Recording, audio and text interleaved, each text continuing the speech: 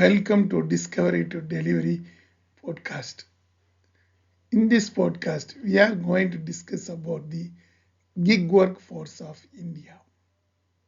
As India moved towards the stated goal of becoming a US dollar of 5 trillion economy by 2025, the gig economy will be a major building block in bridging the income and employment gap in India.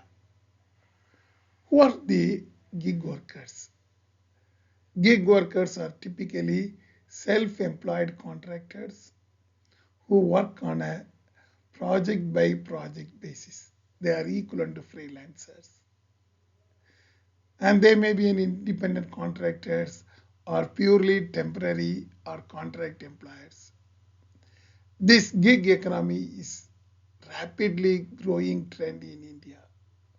And it is important to ensure that gig workers are protected and have the same rights as traditional employees.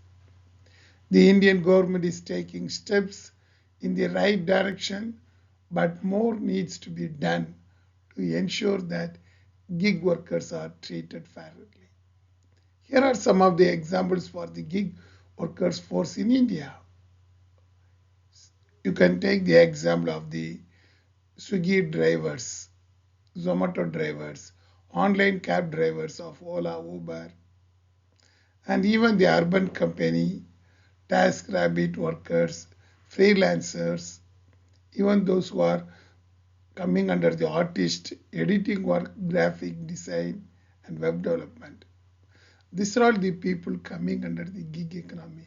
So in this series, we are going to discuss about these gig economy people, how it is going to improve the Indian economy, what are all the challenges faced by these people at present. So that is the core aim of this podcast.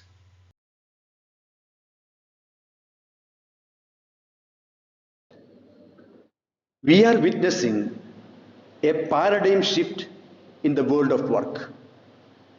On the one hand, gig employment is becoming increasingly popular with employers, and on the other hand, individuals in large number prefer gig employment.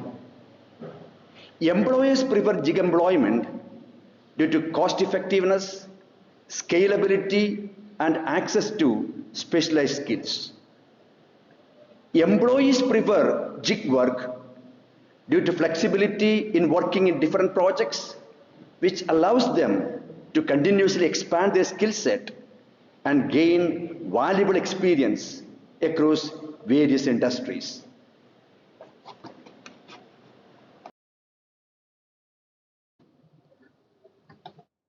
Gig economy refers to the open service market constituted by short term contractors and freelancers.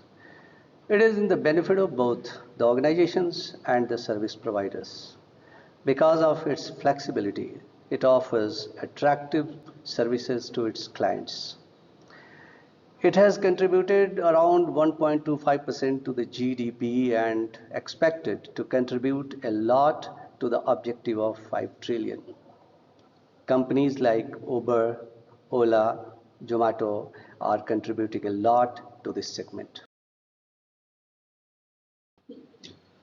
Gig workforce in India is an emerging area that we would like to talk about today. So, according to Niti Aayog report, workforce in India, as we talk about the different sectors and how they have enriched their skills set in different sectors like retail, trade, and sales. It counts around 26.6 lakh. And when it comes to transportation, it is 13 lakh. And finance and insurance, it's about like 6.3 lakh. Manufacturing, 6.2, and education, 1%. And coming to the overall percentage, 40% are in medium and skilled jobs, and 31% are in the lower skilled job, and the other fall under the category of 22%. Rajasthan is the first state in India passed the bill granting social security to the gig workers.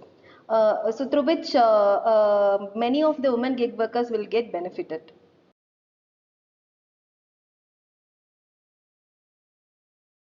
The Code on Social Security 2020 is a code to amend and consolidate the laws related to Social Security with a goal to extend the Social Securities to all employees and workers either in the organized or unorganized sectors. So as we all know that this code is an umbrella of legislations, so which integrates the 9 different laws, for example, the Employee Compensation Act, the Employee States Insurance Act, the Maternity Benefit Act, like that. Around 7 acts are there together to form this particular code, which previously it was all different. So now the government has come out with a draft policy seeking to include the gig and platform workers within the Social Security Code on matters relating to life and disability cover, the accident insurance, health and maternity benefit, old age protection, and such kind of measures. The Code on Security of 2020 provides for framing of suitable social security schemes for gig workers, but there is no welfare scheme as of now for them. So that is what has to be looked upon through this Code on Security Act, whether it will be implemented for them, or it will be a big help for these gig workers. In the recent times, there has been a tremendous increase in the demand for gig workers. Do you know which are the job roles which are having a peak in demand? As per the Taskmore Gig Index quoted by Business Today magazine, business development executives have seen a rise in 500% in the recent years. Field sales executives have risen for almost 375%. Digital promoters, brand promoters, micro influencers. So these are the job roles and job profiles which has seen a higher demand in the recent times. Of the gig economy is projected to grow by $455 billion by end of this year. From this graph, it can be inferred that from 2018 to 2023, the CAGR is doubled. Approximately, it's growing by 17.4%. This session is going to be discussing on the title Pros of Gig Economy and Cons of Gig Economy. As you know very well what is meant by gig economy, it is all about the experts who are available in the open market and they will be called to the organization to complete a task. So this pros will be discussing on small workforce. What is meant by small workforce? When there is a requirement, they will be invited to the organization. The project will be completed. Once it is completed, they are going to be given the benefits out of the project, and we can have the best cost control to the organization and also the people who involved in this gig economy. We can find a lot of specialist people from the market and off the market. They will participating in this program, and it is all about the interested choices. It is happening between two party. One is from the open market and one is from the industry side. When we have a look at the discussion on the cons, it is all about lack of commitment because they are recruited only for the project. That project is going to be completed, they will be moving out of the whole organization. In future, if any service is going to be taken from them, it is difficult to identify where the people are located at. And disruption and gaps also, there is a possibility of having, and may become very expensive for the organization once we are unable to trace such community. According to a 2022 survey by Boston Consulting Group, it is estimated that the gig economy is going to grow by 90 million by the end of 2030. Gigs are going to grow in the sectors of construction, manufacturing, retail, transportation, and logistics sectors. These may create about 70 million gigable jobs in the next 8 to 10 years. And it's also estimated in the next 3 to 4 years that 23.5 million jobs are going to be created in the country. About 7.7 million jobs in personal services, 4.4 million in construction and real estate, 3.4 in transportation and logistics, 3.1 in manufacturing, and 0.9 million in retail. Overall, 23.5 million jobs are estimated to be created in the next 3 to 4 years. The gig jobs are prominently going to be seen around 12.3% in operating roles, 8.3 in household demand, and 2.9 in shared services. And that's where we see the gig economy going to be the future. And then we see a great rise in the gigable jobs in the gig economy and their contribution to the Indian economy.